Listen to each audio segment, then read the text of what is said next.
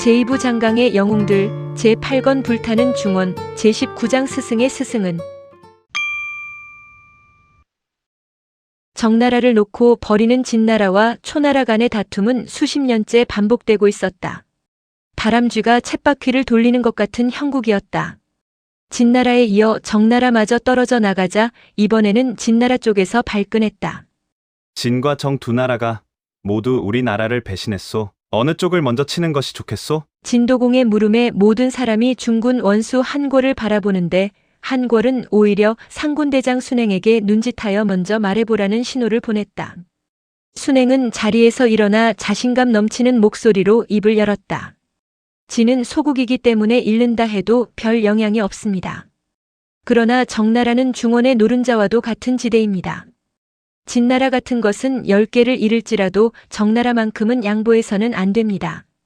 군사일을 결정하는 데는 중군 원수의 의견이 중요하다. 특별한 경우가 아닌 다음에는 그 의견을 따르는 것이 관례다. 그만한 경륜과 능력을 지녔기에 중군 원수에 오른 것이 아니겠는가. 그런데 그날 한골의 태도는 이상했다. 아무 말도 하지 않을 뿐 아니라 순행에게 말할 기회를 양보하고 있는 것이었다. 진도공이 의아하게 생각하며 다시 물었다. 원수의 생각은 어떠하시오? 그 무렵 중군 원수 한골은 나이가 많이 들었다. 기력이 쇠진함을 느끼고 은퇴를 생각하고 있었다. 적당한 기회를 찾던 중 그날 회의가 열린 것이었다. 조당에 나와 있는 신료들의 면면을 살펴보는데 상군 대장 순행의 모습이 눈에 들어왔다. 상군 대장이라면 6장 중 제2의 서열이다. 유력한 원수 후보자라고 할 수 있었다. 그래서 그는 일부러 순행에게 말할 기회를 주어 원수로서의 그의 자질을 파악하고자 했던 것이다.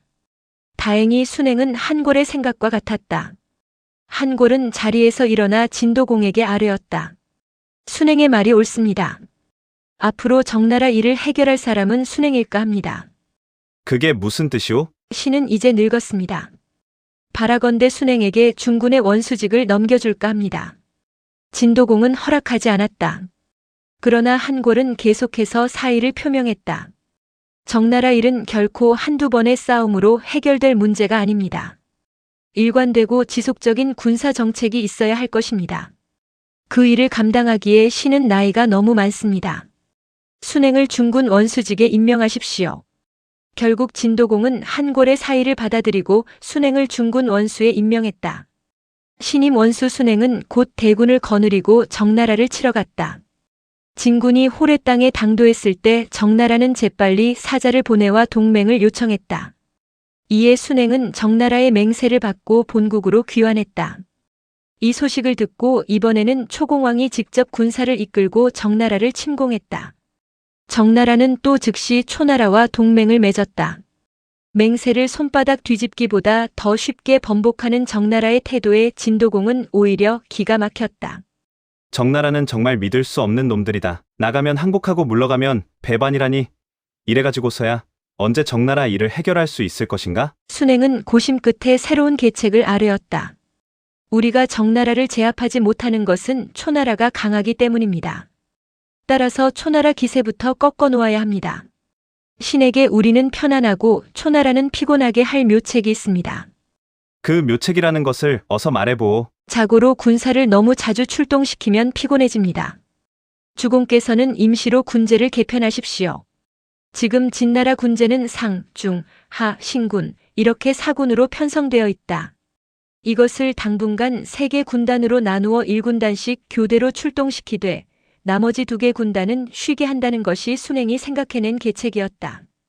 그래서 초군이 오면 우리는 물러서고 초군이 물러가면 우리는 전진합니다.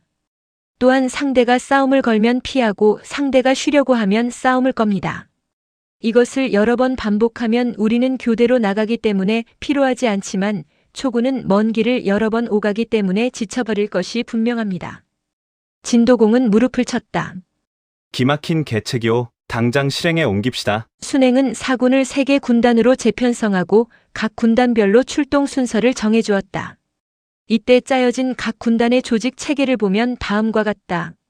제1군단 단장 상군 대장 순원, 부장 상군 좌장 한기, 전투원 상군 소속 병사, 후원부대장 중군 좌장 범계, 제2군단, 단장 하군 대장 난염, 부장 하군 좌장 사방, 전투원 하군 소속 병사, 후원부대장 중군 상대부 위힐, 제3군단, 단장 신군 대장 조무, 부장 신군 좌장 순회, 전투원 신군 소속 병사, 후원부대장 중군 대부 순회. 순행은 모든 장수를 불러놓고 지시했다. 첫 번째로 제1군단이 출정하고 두 번째로는 제2군단이 출정하고 세 번째로는 제3군단이 출정하시오. 중군은 각기 그 소속을 따라 적응하되 윤번제로 교대할 것이오. 다만 유의할 것은 이번 싸움의 목적은 적의 맹세를 받아내는 것이니만큼 힘껏 싸울 필요는 없소. 군제 편성이 끝났을 때 작은 소동 하나가 발생했다. 진도공의 친동생으로 양간이라는 사람이 있었다. 19살의 양간은 혈기왕성했다. 적나라를 치러 간다는 말을 듣자 신명이 나서 주먹을 불끈 쥐었다. 중군 원수 순행을 찾아가 말했다.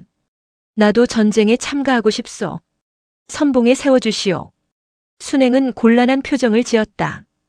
이번 전쟁의 목적은 속히 나가고 속히 물러서는 데 있을 뿐 싸워서 공을 세우는 데 있질 않습니다.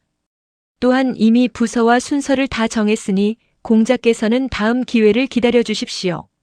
그래도 양간은 출전할 것을 고집하며 계속 졸라댔다.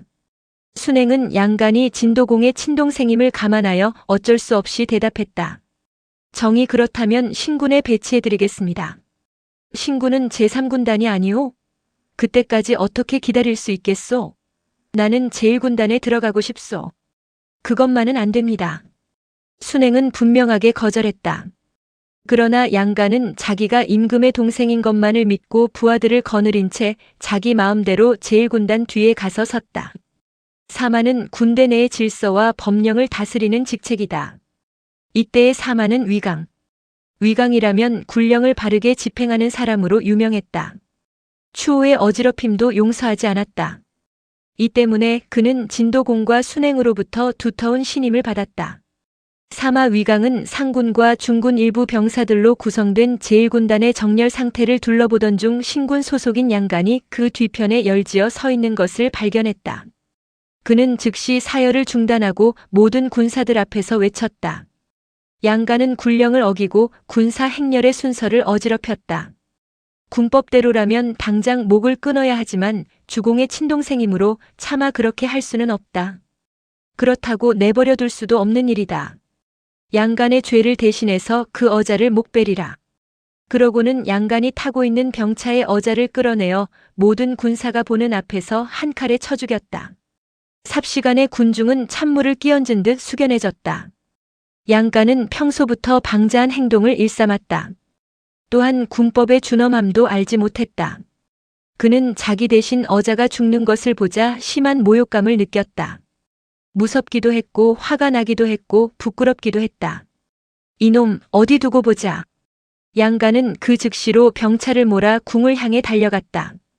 진도공 앞에 이르러 엎드리며 통곡했다. 어찌 이럴 수가 있습니까? 그는 자신의 잘못을 빼고 위강이 어자를 죽인 일만 강조해 고하고는 그를 처벌해 달라고 호소했다.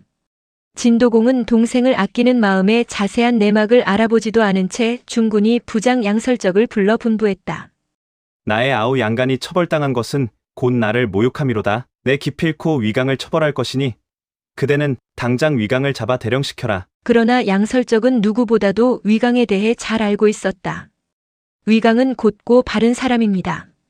그는 어려운 일이 있어도 피하지 않으며 죄가 있을지라도 형벌을 두려워할 사람이 아닙니다. 사열이 끝나면 반드시 제 발로 걸어들어와 자초지종을 고할 것입니다. 그러므로 신이 구태여 위강을 잡으러 갈 필요가 없습니다. 그 시각, 과연 위강은 사열을 끝낸 후 공궁으로 들어오는 중이었다. 한 손에는 칼을 들고 다른 한 손에는 상소장을 들고 있었다. 그는 진도공 앞에 가서 상소장을 바치고 스스로 목숨을 끊을 생각이었다. 그가 조문 앞에 이르렀을 때였다. 평소 잘 알고 지내는 대부 하나가 조문 밖으로 나오다가 위강을 발견하곤 걱정스런 얼굴로 위로했다. 그렇지 않아도 주공께서 그대를 잡아오라고 분부하셨네. 들어가서 공손히 사죄하게. 이 말을 들은 위강은 뒤따라오던 종자를 돌아보며 말했다. 그렇다면 내가 굳이 주공께 갈 것까지 없다. 너는 이 글을 주공께 갖다 바쳐라. 상소장을 건네주고는 즉시 칼을 뽑아 자기 목을 찌르려 했다. 그때였다. 뒤편에서 두 장수가 황급히 달려와 위강의 손에서 칼을 빼앗았다. 하군 좌장 사방과 대부 장로였다. 두 사람 모두 위강의 인품과 능력을 존경하는 사람들이었다. 우리는 사마가 궁으로 들어갔다는 말을 듣고 필시 양간에 관한 일이라 여기고 뒤쫓아오는 길이요. 그런데 그대는 어찌하여 자기 생명을 이렇듯 가벼이 취급하시오? 이미 주공께서는 나를 죄인으로 취급하여 잡아오라 명하셨다 하오. 내 어찌 군법을 굽히면서까지 구차하게 살기를 바라겠소? 이번 일은 나라의 공사 이외다. 사마는 군법을 시행한 것이지 개인 감정에 의해 양간을 벌준 것은 아니오. 일이 이러하거늘 어찌 스스로 목숨을 버리려 한단 말이오? 사방과 장로는 빼앗다시피 위강이 쓴 상소문을 들고 조당으로 들어가 진도공에게 바쳤다. 진도공은 위강의 상소장을 펴읽기 시작했다. 주공께선 신의 불초함을 버리지 않으시고 신에게 중군 사마직을 맡기셨습니다. 신이 듣건대 삼군의 목숨은 원수의 명령 한마디에 달려있고 원수의 권리는 그 명령을 내리는 데 있다라고 하였습니다. 원수가 명령을 내려도 군사가 따르지 않고 원수가 계책을 정해도 군사가 계책대로 움직이지 않으면 그 군대는 이길 수 없으며 이기지 못하면 삼군은 모두 죽습니다.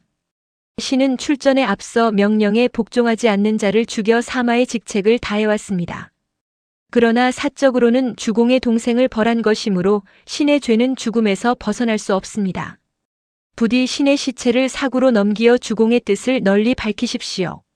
진도공은 상소장을 읽고 나서야 위강에게 아무런 죄가 없다는 것을 알았다. 사방과 장로에게 황급히 물었다. 위강은 지금 어디 있소? 스스로 목숨을 끊으려 하는 것을 신들이 극구 말렸습니다. 그는 지금 국문박들에서 대죄하고 있습니다. 진도공은 자리에서 벌떡 일어나 맨발로 달려나갔다. 위강의 손을 잡아 일으키며 말했다.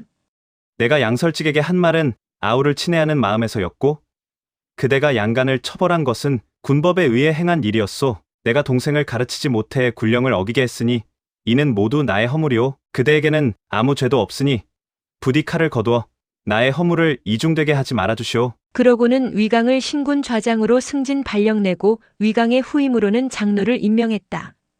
이 사건이 있은 후로 위강에 대한 진도공의 신임은 더욱더 두터워졌다.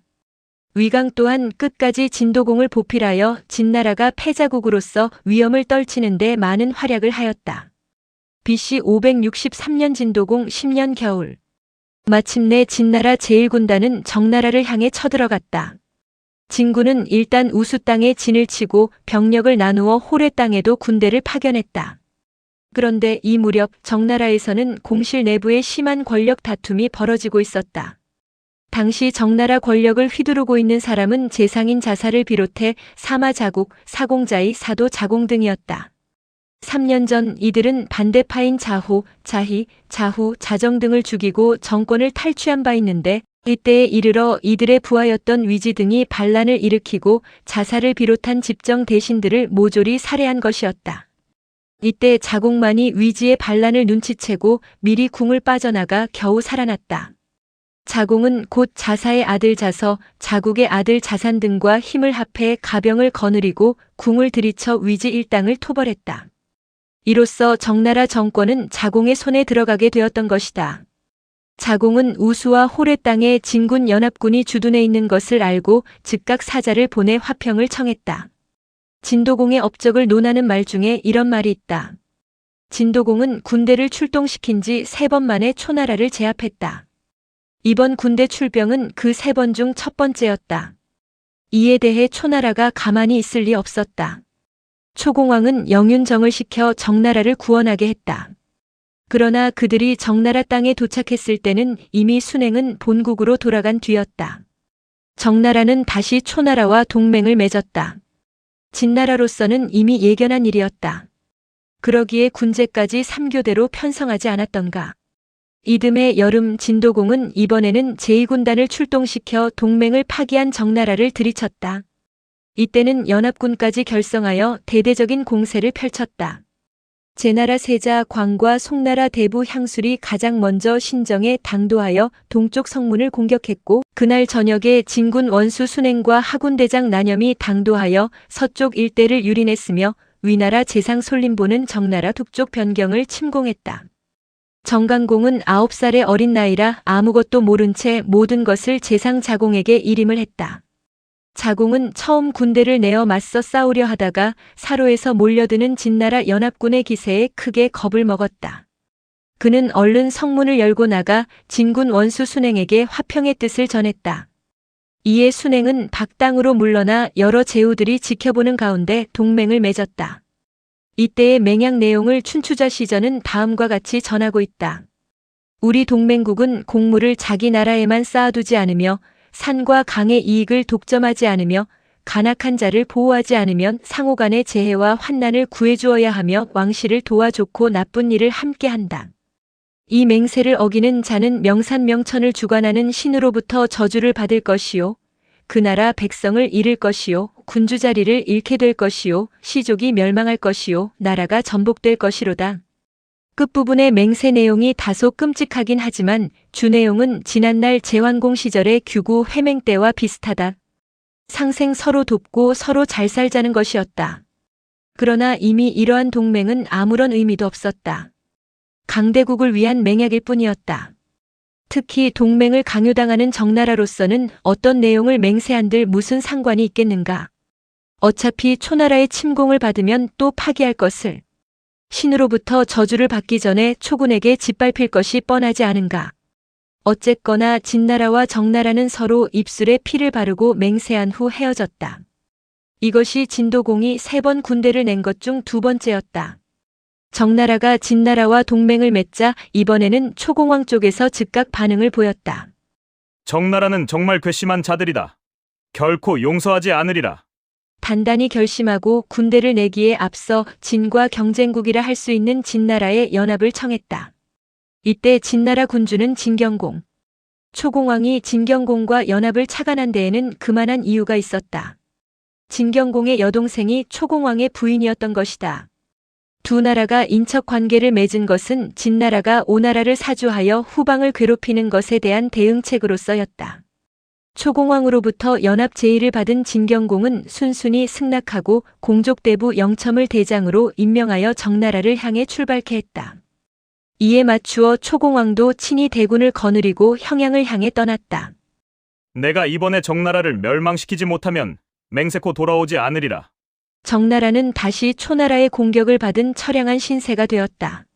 이때쯤 해서는 나이 어린 정간공이라고 하지만 자기네 나라의 슬픈 운명을 절감하고 있었다. 그의 맑은 눈에는 절로 눈물이 맺혔다. 언제까지 두 나라 사이에 끼어 침공을 받아야 하는가? 하지만 달리 대책은 없었다.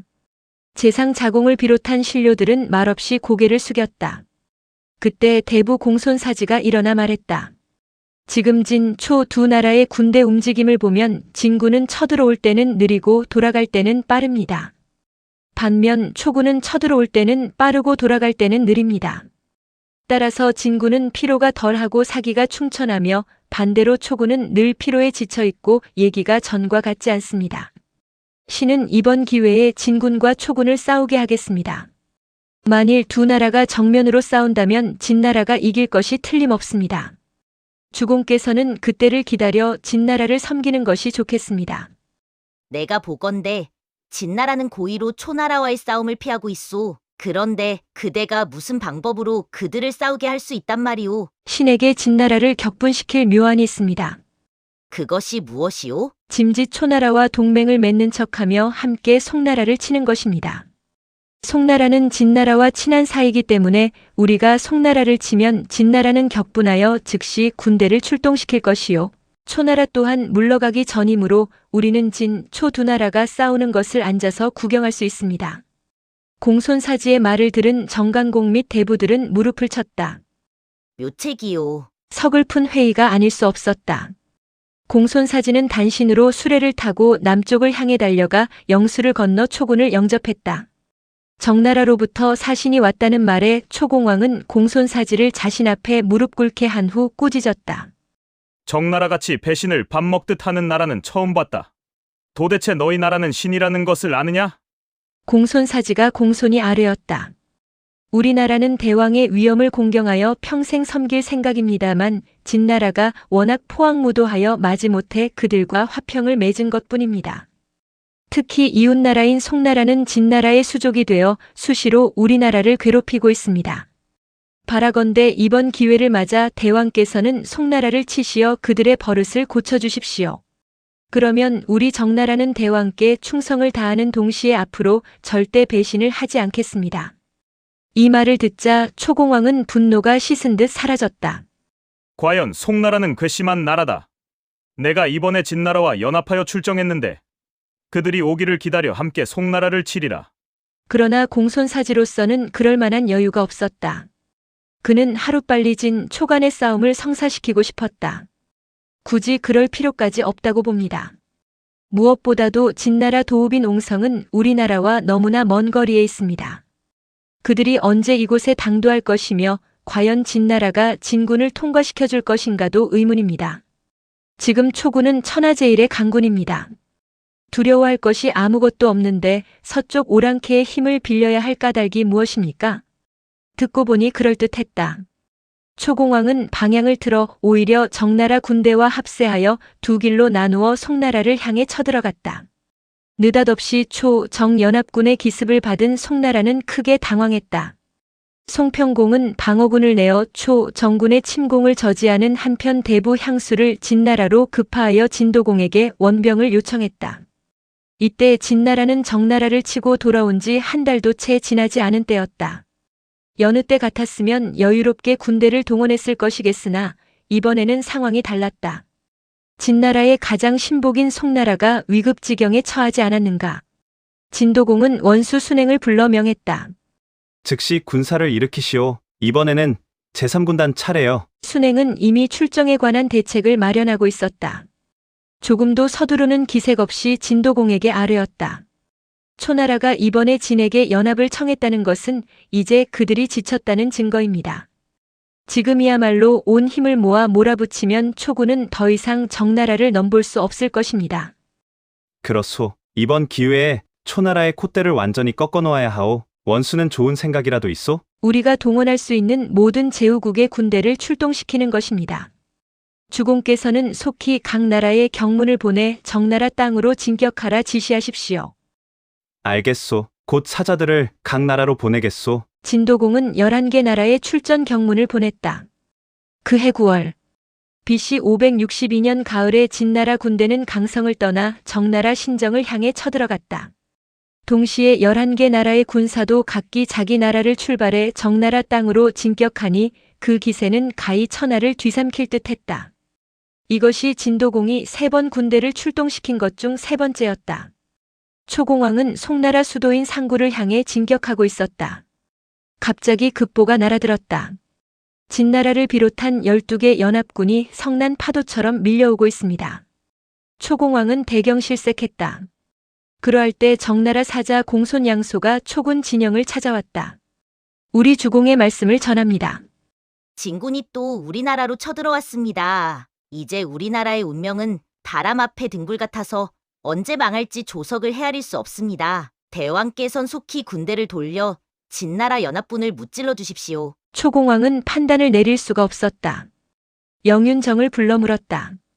이 일을 어찌하면 좋을꼬? 영윤정이 슬그머니 고개를 돌리며 대답했다.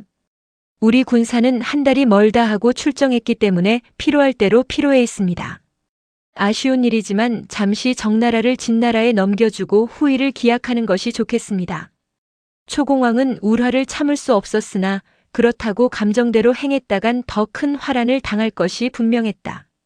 결국 초공왕의 입에서는 다음과 같은 명령이 떨어졌다. 회군하라. 이로써 정나라를 놓고 대결을 벌이던 진, 초 두 나라의 다툼은 진나라의 승리로 막을 내렸으며 모처럼 만에 정나라에는 평화가 찾아왔다.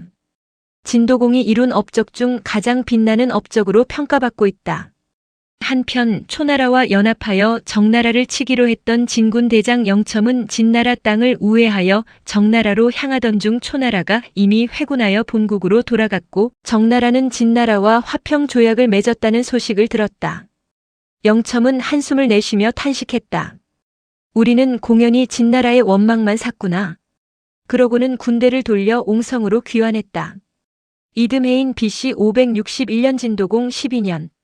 진나라 동맹국 중 가장 남단에 위치한 오나라의 변화가 일어났다. 왕을 자처하던 수몽이 세상을 떠난 것이었다.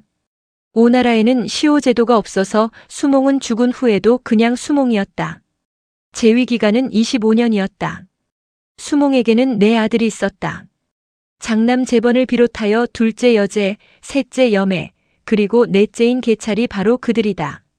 수몽은 평소 이 사형제 중 막내인 계찰을 가장 아끼고 사랑했다. 그래서 계찰을 자기의 후계자로 삼으려 했으나 그때마다 계찰은 번번이 세자 자리를 사양했다. 이에 수몽은 어쩔 수 없이 장남인 제번을 세자로 삼았다. 그러나 이것이 그에게는 못내 아쉬웠다. 숨을 거두기 전 내 아들을 불러놓고 말했다. 너희 네 형제 중 가장 덕이 높고 인자한 사람은 계찰이다. 계찰이 오나라 군위에 오르면 오나라는 내내 번영할 것이다. 그런데 계찰은 부득불 세자 되기를 사양했다. 이제 이르노니 내가 죽은 후에는 세자인 제번이 군위를 이어받고 제번이 왕의 자리를 내놓을 경우에는 둘째인 여제가 군위를 이어받으라. 그리고 여제는 셋째인 여매에게 군위를 전하고 여매는 계찰에게 군위를 전하라. 이리하여 마침내 계찰이 왕이 되면 우리 오나라 사직에 큰 행운이 있을 것이다. 내 말을 어기는 자는 불효한 자요. 결코 하늘도 그를 돕지 않을 것이다. 파격적인 유언이었다. 세자 제번은 당황했다. 그는 아버지의 유언이 계찰을 위한 것임을 알고 결심했다. 아버지 수몽이 죽자 계찰을 불러 자신의 뜻을 밝혔다. 형제간의 세습은 나라를 더욱 어지럽힐 뿐이다.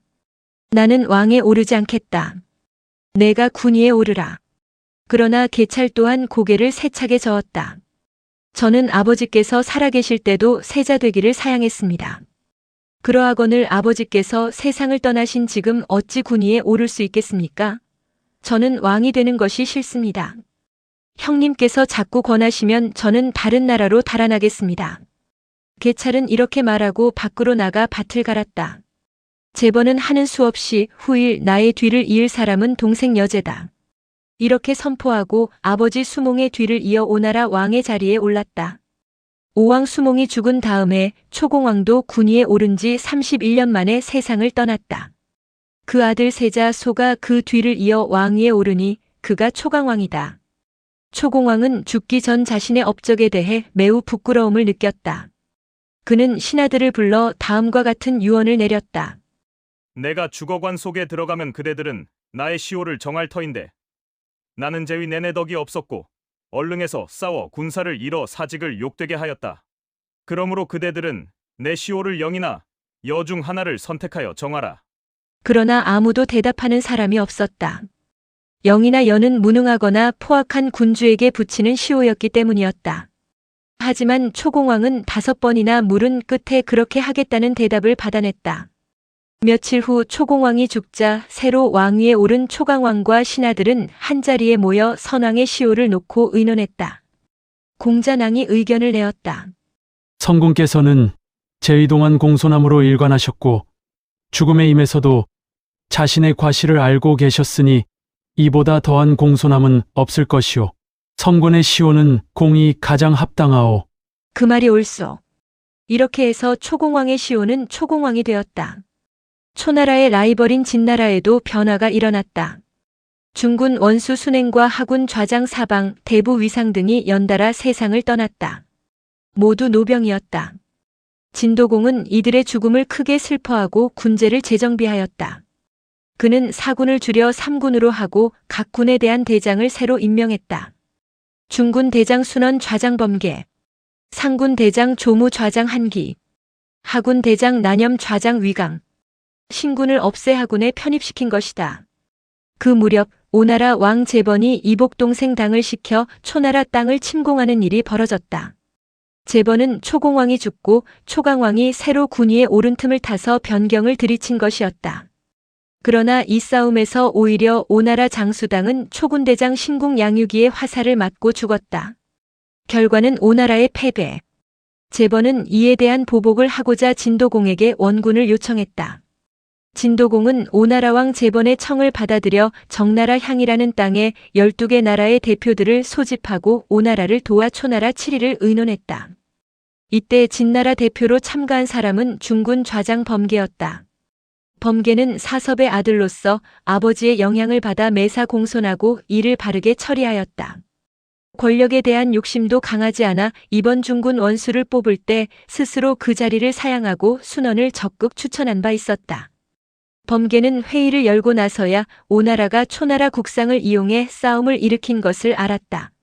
남의 불행을 틈타 국경을 침범한 것은 부덕한 소행이다. 우리는 오나라를 도울 필요가 없다. 이렇게 선언하고 오나라 대표인 여제를 회의장에서 퇴장시켰다. 회의가 오나라를 돕지 않기로 결정나자 각 나라 대표들은 제각기 자기 나라로 돌아가려 했다. 그때 범계가 일어나 전혀 다른 제안을 했다. 지난번 초나라가 정나라를 칠 때 진나라는 초군을 돕기 위해 군대를 파견한 바 있습니다. 이는 중원의 단합을 깨트리는 일이요 배신 행위입니다. 결코 용서할 수 없소. 기왕 우리가 한자리에 모였으니 진나라를 응징하여 중원의 평화를 공고히 하는 것이 어떻겠습니까? 좋은 생각입니다. 진나라와 가장 사이가 가까운 송나라 대표가 동의했다. 이쯤 되면 다른 나라 대표들도 대놓고 반대할 수가 없었다. 각 나라 대표들은 데리고 온 군대를 정돈하여 진나라를 향해 쳐들어갔다. 범계는 재빨리 도성으로 돌아가 진도공에게 이 사실을 고했고 그렇지 않아도 진경공의 행위를 못마땅히 여기고 있던 진도공은 중군 원수 순원에게 진나라 토벌의 명을 내렸다. 순원으로서는 원수에 오른 후 첫 출정이었다. 중군을 비롯해 상하군 모두 진경 명령을 내렸다. 여기에 12개국 연합군이 가세했으니 그 위세는 가히 태산을 뒤엎을 만했다. 그들은 경수를 건너 영림 땅까지 쳐들어갔다. 영림은 진나라 땅으로 지금의 섬서성 함양 북편에 위치해 있다. 이쯤 되면 진나라로서는 겁을 먹고 화친 사절단을 보내올 만도 했다. 하지만 그들은 그럴 기미를 전혀 보이지 않았다. 오히려 경수 상류 쪽에 군대를 주둔시켜 강물에 독을 뿌렸다. 이로 인해 진나라 연합군 병사들 다수가 죽었다. 이 자들이 무엇을 믿고 이리도 발칙하게 구는가? 중군 원수 순원은 불같이 화를 내었다. 자신의 체면이 땅바닥까지 떨어졌다고 생각했다. 그는 전군을 모아놓고 명을 내렸다. 모든 군사는 내일 새벽달기 울면 병차에 말을 메고 우물을 묻고 부뚜막을 헐어 없애고 공격하라. 한장수가 물었다. 어디를 어떻게 공격하면 좋겠습니까? 순원이 대답했다. 그런 것은 따질 필요 없다. 다만 내가 가는 방향만 바라보고 따라오면 될 것이다. 그런데 이 대답 하나가 엉뚱한 결과를 낳았다. 하군 대장 난염은 전 원수 난서의 아들이다. 지난번 인사 발령 때 당연히 자신이 중군 원수 자리에 오를 줄 알았다. 가문의 권세로 보나 서열로 보나 그것이 당연하다고 생각했다. 그런데 결과는 정반대였다.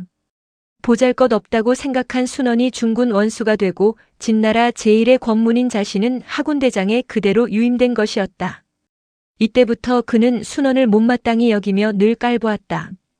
귀족들 간의 경쟁의식이 싹튼 것이라고나 할까?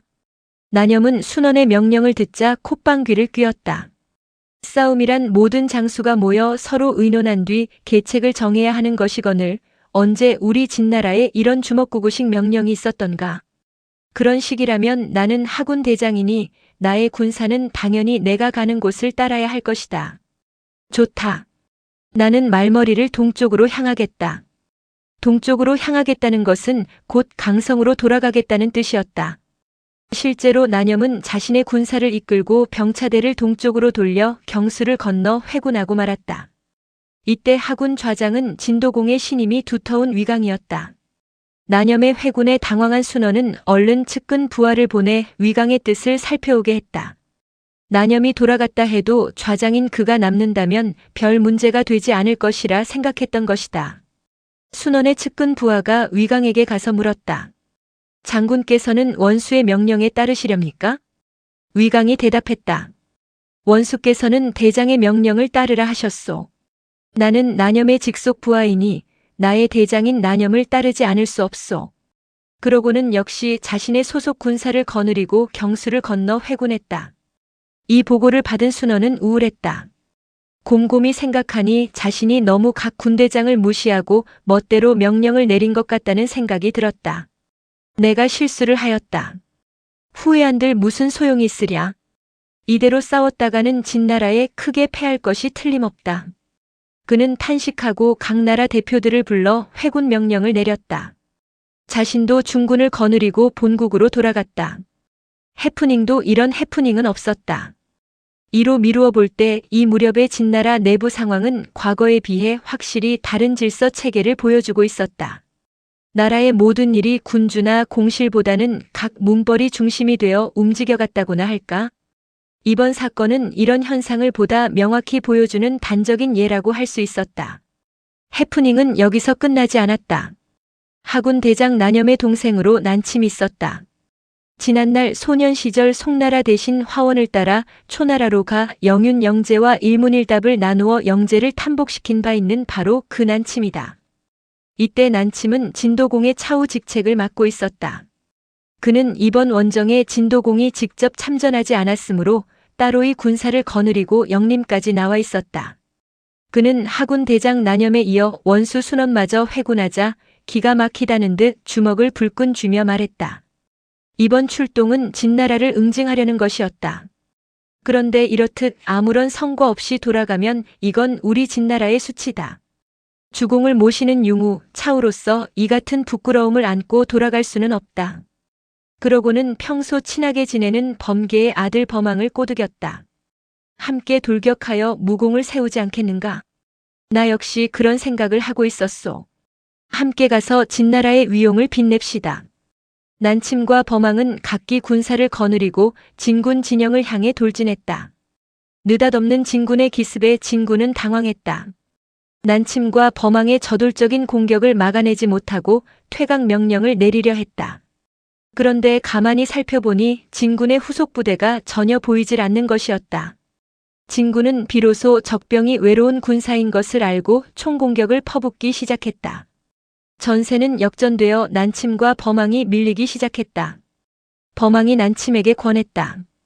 이 정도면 우리 진나라의 체면을 세웠으니 그만 돌아갑시다. 그러나 난침은 들은 척도 하지 않고 더욱 용맹을 발휘하여 적진 사이를 누볐다. 그러는 사이 진군의 궁병대가 도착했고 난침을 향해 소나기 같은 화살을 퍼부어댔다. 결국 난침은 그 화살비를 피하지 못하고 적진에 쓰러져 죽었다. 범왕만이 겨우 탈출하여 병차를 몰고 강성으로 돌아왔다. 하군 대장 난염은 뒤늦게 동생 난침이 없어진 것을 알고 성 밖으로 나왔다가 혼자 돌아오는 범왕을 만났다. 내 동생은 어찌 되고 그대 혼자만 돌아오는가? 범왕은 풀이 죽어 대답했다. 난침은 진군과 싸우다가 불행히도 전사했습니다. 하지만 그는 용감했습니다. 순간 난염의 가슴 속에 커다란 분노가 일었다. 이놈 함께 갔다가 너만 살아서 돌아왔단 말이냐? 그는 대뜸 창을 들어 범왕을 찔렀다. 아, 잠깐만. 범왕은 겨우 창을 피하긴 했으나 난염의 험악한 기세를 보고 더 이상 말할 상황이 아니라는 것을 직감했다. 재빨리 달아나 아버지 범계가 머물고 있는 중군 진영으로 몸을 피했다. 난염 역시 놓칠세라 범왕의 뒤를 쫓아 범계가 있는 곳으로 들어갔다. 범계는 거친 숨을 몰아쉬는 난염을 보고 물었다. 사위는 무슨 일로 그리 분개하는가? 범계와 난염은 장인 사위간이었다. 즉 범계의 딸인 기는 난염의 아내였던 것이다. 난염은 여전히 분노를 참지 못하고 험악한 표정으로 소리쳤다. 범왕이란 놈이 내 동생을 꼬드겨 진군과 싸우다가 내 동생은 죽고 그놈만 살아 돌아왔습니다. 내 동생은 장군의 아들이 죽인 것이나 마찬가지입니다. 장군이 범왕을 도성에서 추방한다면 모를까, 그렇지 않을 경우엔 제가 반드시 범왕을 죽여 내 동생의 원수를 갚겠습니다. 범계는 난염의 무례한 말투에 화가 치밀었으나 겨우 눌러 참고 그를 달랬다. 그대는 진정하라. 내가 그대 말대로 범왕을 도성 밖으로 추방하겠다. 문 밖에 숨어 두 사람이 말하는 것을 엿들은 범왕은 도저히 난염의 보복에서 벗어나지 못할 것을 직감했다. 그는 그 길로 뒷문으로 빠져나가 진나라로 달아나 버렸다. 진경공은 망명해온 범왕을 극진히 대접하고 그에게 객경 벼슬을 주었다.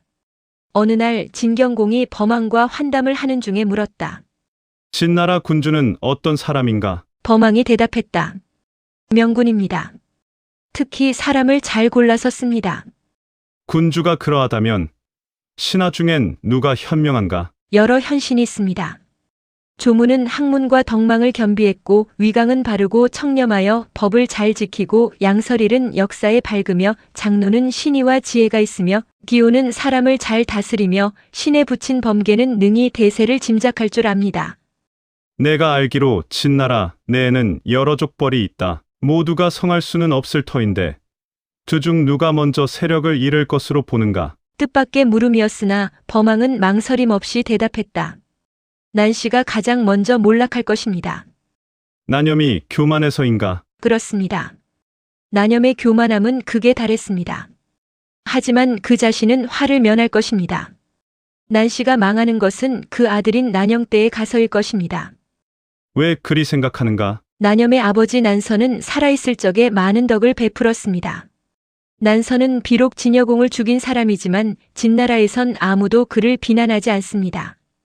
난서의 덕망이 워낙 컸기 때문이지요. 옛말에 소공을 사모하는 자는 감당나무까지 사랑한다라는 말이 있습니다.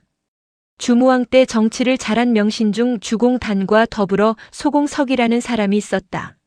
하루는 그가 지방 순행을 나갔다가 감당나무 아래에서 쉰 일이 있었다. 이후 소공을 존경하는 사람들은 그 감당나무를 돌보며 지극히 애호했는데 이때부터 이런 말이 생겨났다. 그러므로 난서의 덕행은 그의 친아들인 나념에게까지는 미칠 것입니다. 하지만 나념이 죽으면 사람들은 난서의 덕을 잊을 것이요. 나념의 교만함만 기억할 것입니다. 따라서 나념의 아들 난영대에 이르러서는 원망하는 자들이 생겨나 마침내는 그 집안을 들이칠 것입니다. 범왕의 말에 진경공은 판복했다.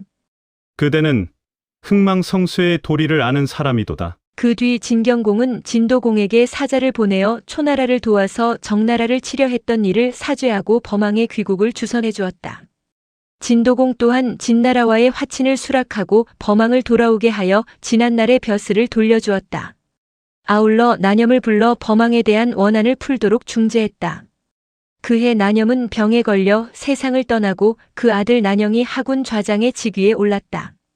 진나라를 비롯한 12개국 연합군이 진나라로 쳐들어갔다가 진나라 대신들의 내분으로 아무 성과도 거두지 못하고 실없이 회군한 해인 BC 559년 진도공 14년. 위나라에서는 대신이 군주를 국외로 내쫓는 사건이 벌어졌다. 이른바 위연공 축출 사건이다. 위나라는 이상한 나라다. 아니, 위나라가 이상한 게 아니라 위나라 군주들이 이상하다. 멍청한 임금들이 유독 많이 나왔다. 지난날 위일공은 학을 좋아하다가 나라까지 말아먹었다. 위나라 임금 중 가장 명군이라는 위문공도 중이 진문공을 공연히 박대했다가 도성까지 빼앗기는 수모를 당하기도 했다. 이때부터 위나라는 재기불능의 약소국으로 전락했다. 그로부터 5, 6대가 흘러 위연공 대가 되었다. 위연공은 위정공의 아들로서 재위 18년째를 맞이하고 있었다. 그런데 그 역시 군위에 오른 이래 군주다운 모습을 보인 적이 거의 없었다. 가까이 하는 인물이라곤 모략을 일삼고 아첨하는데 능란한 자들뿐이었다. 나라 일에 신경 쓰기보다는 음악과 수렵에 정신을 빼앗겼다. 여기서 음악이라 함은 고상한 음악이 아니다. 위나라 음악은 위풍이라 불리는 것으로 음탕하기로 소문이 났다. 이런 임금을 조정신료들이 믿고 따를 리 없었다. 악을 멀리하고 예를 가까이 하시오. 위연공의 생모인 정강은 아들이 군주 자리를 지키지 못할까 염려하여 누누이 훈계했으나 위연공은 귀담아 듣지 않았다. 이 무렵 위나라의 집정 대신은 상경 솔림보와 아경 영식이라는 사람이었다. 두 사람 모두 위나라 대대로 명문세도가 출신이다. 그들은 위연공의 호남스런 행동을 걱정하며 늘 한숨을 쉬었다. 어느 날이었다. 위연공은 무슨 생각에서인지 솔림보와 영식에게 며칠 뒤 점심 식사를 하자고 약속했다. 약속한 날이 되어 솔림보와 영식은 예복을 차려입고 공궁으로 들어가 위연공이 나타나기만을 기다렸다. 그런데 이상한 일이었다. 점심때가 지났는데도 위연공으로부터 아무런 기별이 없는 것이었다. 곧 사람을 내어 부르시겠지. 이렇게 기다리는 동안 어느덧 해가 서산으로 기울었다. 하루 종일 굶은 두 사람은 매우 배가 고팠다. 마침내 그들은 더 이상 참지 못하고 내국 문을 두드렸다. 내관이 문을 열고 얼굴을 내밀었다. 주공께 우리가 왔다고 전하여라. 주공께선 지금 후원 동산에서 활을 쏘시는 중입니다. 두 대신께서 주공 뵐 일이 있으시면 직접 후원으로 가보십시오. 그 말을 듣는 순간 솔림보와 영식은 노기가 치밀었으나 눌러 참고 후원 동산으로 향했다. 과연 후원에서는 위원공이 사사 공손정을 데리고 활쏘기 내기를 하고 있었다. 사사란 궁술 스승이라는 뜻이다. 공손정은 위나라에서 명궁으로 소문난 사람으로 많은 제자를 배출해냈다. 위원공도 틈만 나면 공손정을 불러 활쏘기를 배웠다. 위원공은 활쏘기에 빠져 있었음인지 솔림보와 영식을 보고도 별다른 반응을 보이지 않았다. 더욱 화가 난 솔림보가 위원공 가까이 다가갔다. 주공. 그제야 위원공은 눈을 거만스럽게 치켜뜨며 귀찮다는 표정으로 물었다. 그대들은 무슨 일로 왔는가? 주공께선 신들과 점심 식사를 하자던 약속을 잊으셨습니까? 신들은 지금까지 내궁 밖에서 기다리다 못해 들어왔습니다. 그런가?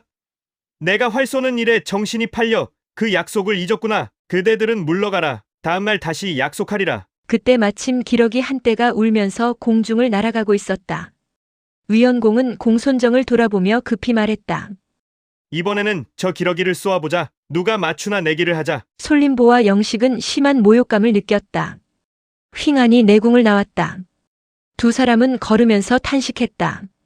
주공이 노는 데만 정신이 팔려 대신들을 길가에 떨어진 말똥보다 하찮게 여기는구려. 장차 우리들에게 어떤 불행이 닥칠지 모르겠소. 임금이 무도하면 스스로 재앙을 받게 마련이오. 그가 어찌 남을 불행하게 하겠소? 성군의 동생인 흑배의 아들 공손표가 사람됨이 어지러 능히 성군의 자질을 갖추고 있소. 그대 뜻은 어떠하오? 이렇게 목소리를 낮추어 속삭인 사람은 상경 솔림보였다. 야경 영식의 눈이 반짝였다. 좋은 생각이요. 조정 신료들도 바라는 일일 것입니다. 기회를 보아 성사시킵시다. 그날로 솔림보는 자기 영지인 척 땅으로 내려갔고 영식은 도성인 제구에 남아 비밀리에 사람을 모으기 시작했다. 척은 오늘날 하남성 복양현 일대로 제구에서 100여리 떨어진 곳이었다. 척읍에 당도한 솔림보는 자신의 신복 부하인 유공차와 윤공타를 불러 은밀히 군사를 정돈하라 지시했다. 아들 손괴가 솔림보에게 말했다. 아버님께서 이곳에 오랫동안 머물러 계시면 주공의 의심을 살 것입니다. 소자가 대신 도성으로 올라가 아버님의 안부를 전하겠습니다. 내 말이 옳다. 주공의 의심을 사지 않도록 조심해야 한다. 며칠 후 손괴는 도성으로 올라와 위원공에게 문안 인사를 올렸다. 신의 아비는 요즘 감기가 걸려 척읍에서 조섭하고 있습니다. 신이 아비 대신 문우를 여쭙고자 합니다. 위원공은 얼마 전의 일로 솔림보가 아무 말 없이 자신의 영지로 돌아간 것에 대해 여간 괘씸하게 여기고 있지 않았다. 그래서 그는 솔림보의 아들 손괴를 조롱하기 위해 술상을 들여오게 하고 자신의 음악 스승인 태사와 악공까지 불러들였다. 지난번에 그대 아비는 몹시 시장했을 것이다. 내가 오늘은 그대를 배불리 먹여주고 노래도 들려주리라. 술이 한두 잔 돌았을 때 태사가 위원공에게 물었다. 어떤 노래를 부르오리까? 위원공이 손괴를 슬쩍 돌아본 후 대답했다. 교원의 종장을 노래해보라. 그것이 지금 시국에 가장 적합할 것이다. 태사는 깜짝 놀랐다. 교원이라면 시경에 나오는 시다. 서주의 마지막 왕인 주유왕 때 한대부가 난세인 것을 탄식한 노래로 종장은 소인배들이 난동을 부린들 아무 염려가 없다는 내용을 담고 있다. 태사가 놀란 것은 다름이 아니다. 위원공이 솔림보를 소인배에 비유함으로써 그를 조롱하려는 의도를 알아챘기 때문이었다. 태사는 얼른 위원공을 만류했다. 교원은 불길한 시입니다. 이런 자리에선 어울리지 않습니다. 다른 노래로 하는 것이 어떻겠습니까? 솔림보의 아들 손괴가 앉아있는 자리가 아닌가. 그들 부자를 자극하는 노래를 피하고자 하는 충정에서였다. 그 자리에는 사조도 앉아 있었다.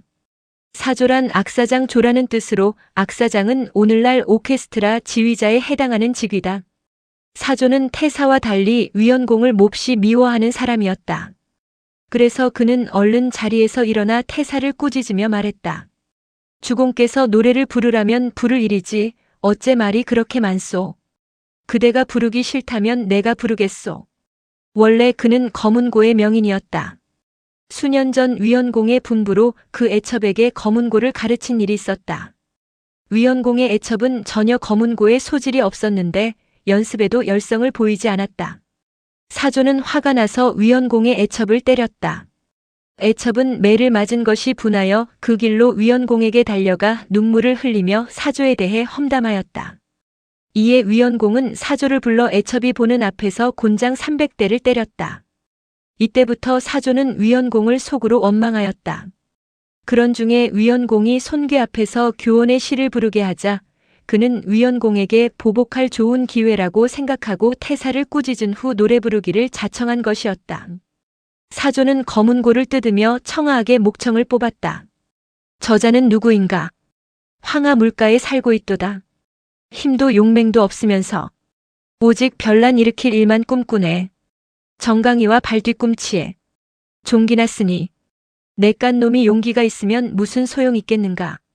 잔꾀가 있다고 하지만 그 자를 도울 자 얼마나 될까?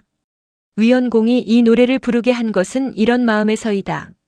솔림보야, 내가 나에게 화를 내고 황하 물가인 처급으로 내려갔지만 내가 감히 어쩌겠다는 것이냐? 그래봐야 너는 일개 신하이고 나는 한나라의 임금이다. 내가 재상이라고 하지만 너를 도울 자는 몇 명 되지 않을 것이다. 까불지 말고 어서 올라와. 내 직무나 충실히 해라. 반면 사조는 다음과 같은 마음으로 교원의 노래를 불렀다. 솔림보여, 이 나라 임금은 그대를 별난도 일으키지 못할 정도의 보잘것없는 놈으로 여기고 있소. 이 노래를 듣고도 가만히 처급당에 앉아있다면 그대야말로 진짜 소인배요. 졸장부로다. 명색이 재상인데 언제까지고 암군 밑에서 발바닥이나 핥는 노릇을 할 것인가. 그러나 정작 노래를 듣는 손괴는 전혀 다른 뜻으로 해석했다. 솔림보야, 내가 이미 모반을 일으키려는 너의 계획을 알고 있다. 내가 지금 당장 군사를 보내 너를 토벌할 수도 있으마 마지막으로 기회를 줄 터이니 자중하고 근신하여라. 만일 그렇지 않으면 손씨 일족을 멸하겠다. 즉 아버지 솔림보의 모반 계획이 발각된 것으로 해석한 것이다. 사조가 노래 부르기를 마치자 위원공은 손괴를 향해 말했다. 잘 들었으면 돌아가 그대 아비에게 내 뜻을 전하라. 손괴는 이미 마음속에 두려움을 잔뜩 품었다. 신의 아비가 딴 뜻을 품었을 리 있겠습니까? 궁에서 물러나온 손괴는 그 길로 처급으로 돌아가 아버지 솔림보에게 고했다. 상황이 매우 급박하게 되었습니다. 하루속히 거사하지 않으면 오히려 우리가 먼저 멸문지화를 당할지 모르겠습니다.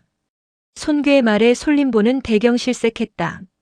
주공이 나의 동태를 살피고 있을 줄은 미처 몰랐구나. 안 되겠다. 지금 우리나라에서 가장 덕망이 높은 사람은 겁의곡이다. 내 친히 그를 설득한 후 나라의 큰일을 도모하리라. 그리고는 비밀리 도성으로 잠입하여 겁의곡의 집을 찾아갔다. 지금 주공이 포악한 것은 삼척동자도 다 아는 일이요. 장차 나라가 망할 판인데 그대는 가만히 앉아서 보고만 있을 것입니까? 겁의곡은 솔림보를 물끄러미 쳐다보다가 대답했다. 대저 나라를 다스리는 것은 군주요. 어찌 신하로서 군주를 범할 수 있겠소? 설사 신하가 군주를 범한다 하더라도 과연 그보다 더 나은 정치를 하리라고 누가 장담할 수 있단 말이오? 솔림보는 겁의곡이 거절의 뜻을 밝히고 있음을 깨달았다. 내심 초조하여 다시 물었다. 그대는 여기 계속 있을 것이오? 도성에 머물며 위원공의 편을 들 것인가? 라고 묻고 있는 것이었다. 겁의곡이 대답했다. 신하가 임금을 섬기는 법은 간단하오. 간해야 할 일이 있으면 간하되 간할 수 없을 경우에는 다른 나라로 떠나는 것뿐이오. 이것 외에 나는 알지 못하오. 솔림보의 뜻에 동조하지도 않거니와 암군인 위원공의 편도 들지 않겠다. 나는 위나라를 떠나리라. 이런 대답이었다. 그제야 솔림보는 마음이 놓여 재차 처급으로 돌아왔다.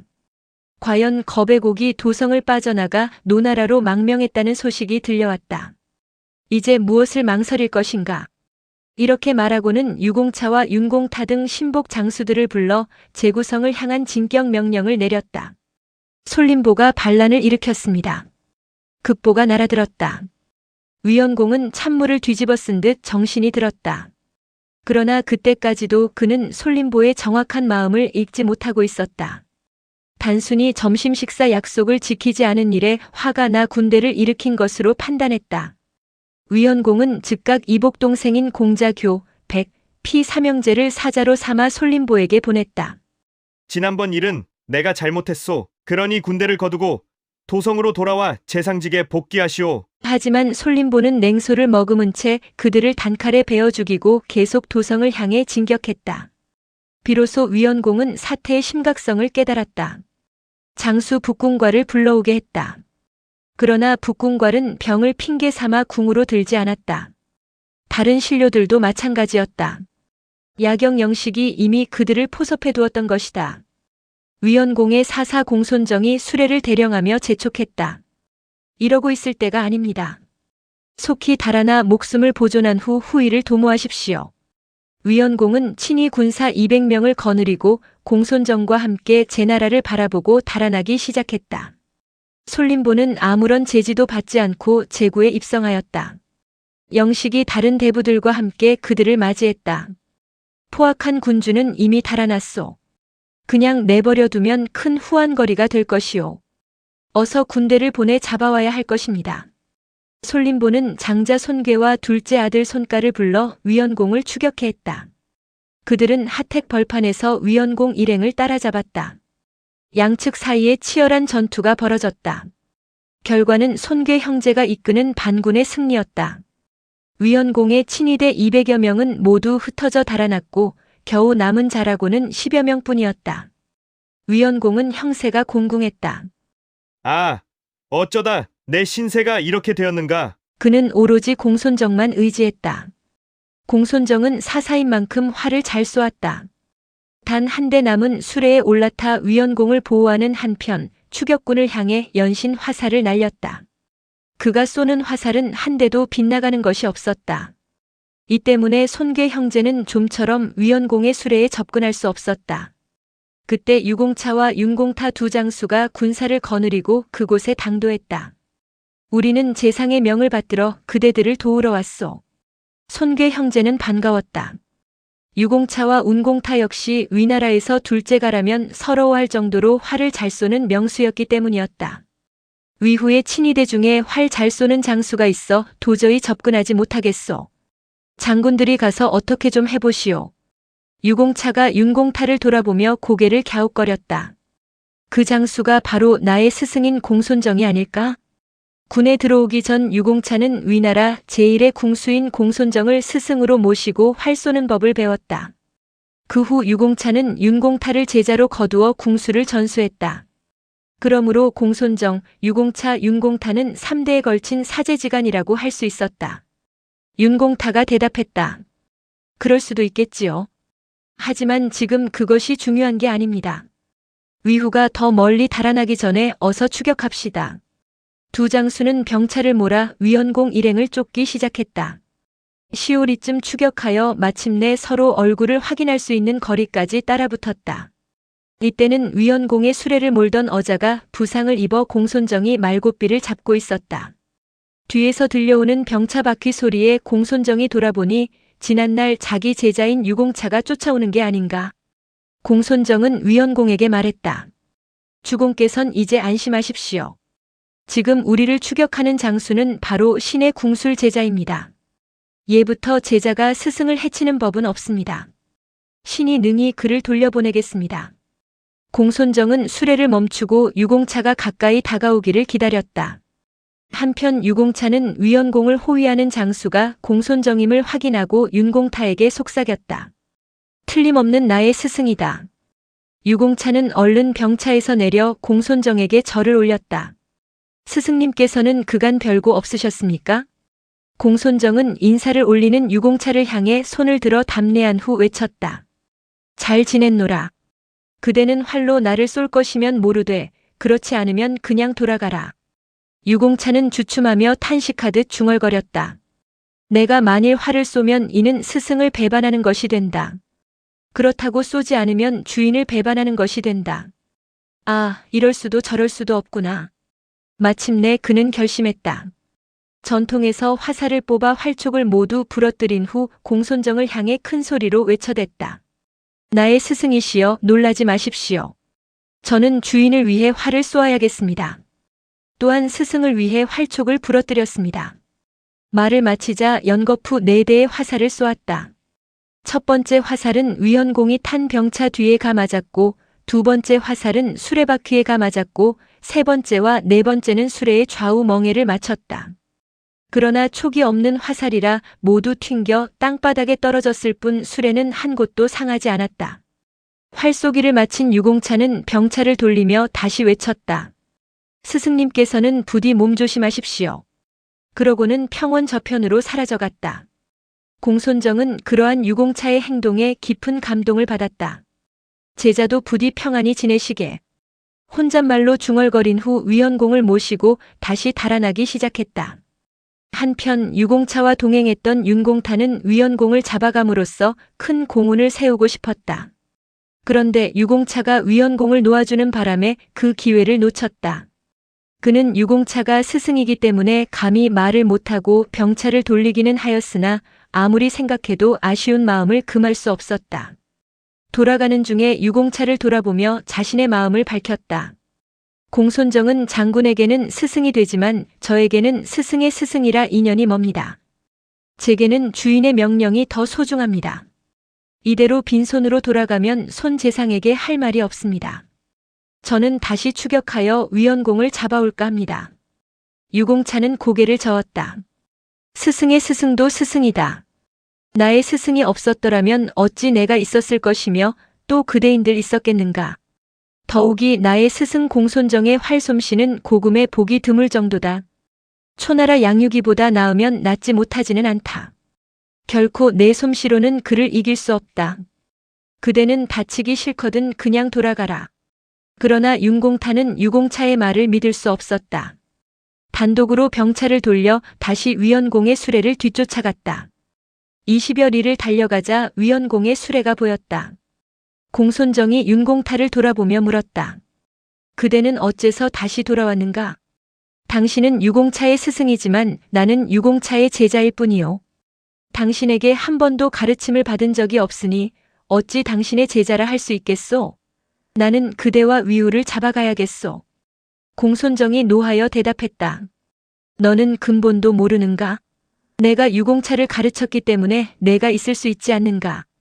더 이상 의를 상하지 말고 그냥 돌아가라. 하지만 윤공타는 이미 마음을 정했다. 활을 들어 공손정을 향해 쐈다. 공손정은 조금도 당황하지 않고 손을 들어 날아오는 화살을 가볍게 낚아챘다. 가소롭구나 윤공타여.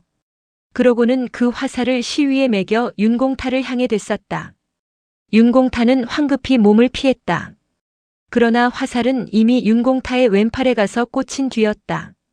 그제야 윤공타는 공손정의 활솜씨에 기겁하고 병차를 돌려 불이 나게 도망쳤다. 이로써 위헌공은 무사히 국경에 이르러 제나라로 망명할 수 있었다.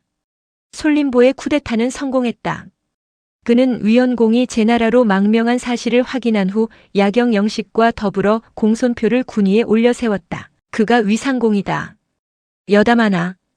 공손정, 유공차, 윤공타에 관한 일화는 춘추자 시전에 실려 있다.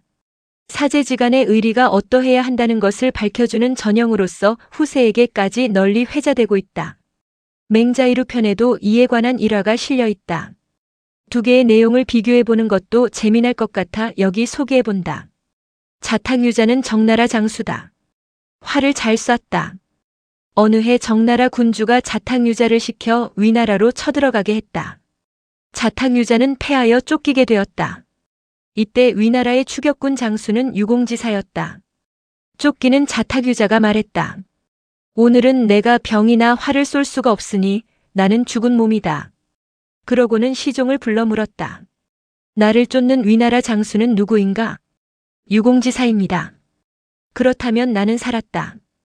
유공지사는 위나라에서 가장 활을 잘 쏘는 사람인데 장군께서는 어찌 살았다고 말씀하십니까?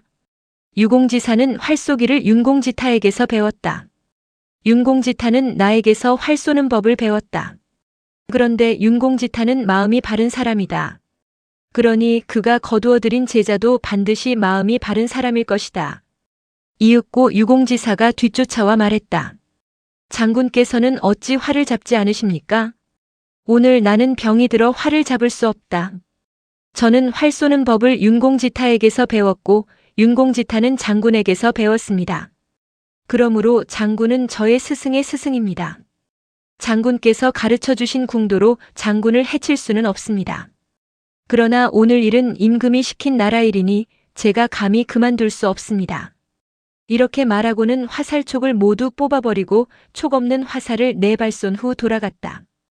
위에서 본 바와 같이 춘추자 시전의 내용과는 상당 부분 다르다. 전혀 다른 일화가 아닌가 싶을 정도다. 공손정 대신 자탕유자가 등장한다. 당시의 정보 수집이나 기록 방법은 극히 열악했으므로 같은 사건을 놓고 쓰는 이마다 다르게 기록할 수 있다. 춘추자 시전을 쓴 좌구명은 공자와 동시대 인물이고 맹자는 공자로부터 150여 년 후인 전국시대 때 사람이다. 어차피 그들이 태어나기 전에 이를 기록한 것이므로 모두 남에게서 들은 얘기를 쓴 것이리라. 그러나 그들이 말하고자 하는 핵심은 같다고 할 수 있으므로 여기서는 더 이상의 논의를 피하겠다. 참고로 나관중이 쓴 연희 삼국지를 보면 조조가 적벽대전에서 패해 화용도로 달아나다 관우에게 붙잡힌 대목이 나온다. 이때 조조가 놓아달라고 애걸하며 관우를 설득하는 장면이 있는데 그때의 대사가 바로 위의 일화이다. 장군은 유공지사가 자탕유자를 쫓던 일을 모르십니까? 이 한마디의 관우는 흔쾌히 조조를 풀어주었다. 나관중은 맹자의 일화를 채택했다. 여담둘. 위원공은 제나라로 망명한 후 제영공에 의해 제나라 내라는 땅에서 머물렀다. 얼마 후 노나라 장손올이라는 사람이 위원공을 위로하기 위해 그곳을 방문했다. 그런데 위원공은 여전히 장손올을 대하는 태도와 말이 포악스러웠다. 장손올이 그 자리를 물러나와 그 일행에게 말했다. 위후는 본국으로 돌아갈 수 없을 것이다. 타국에 망명하는 신세이면서도 자신의 비뚤어진 점을 고치지 못하고 있는데 어찌 다시 나라를 차지할 것인가? 그때 그곳에는 위원공의 동생인 공자전과 공자선이 위원공을 돌보고 있었다.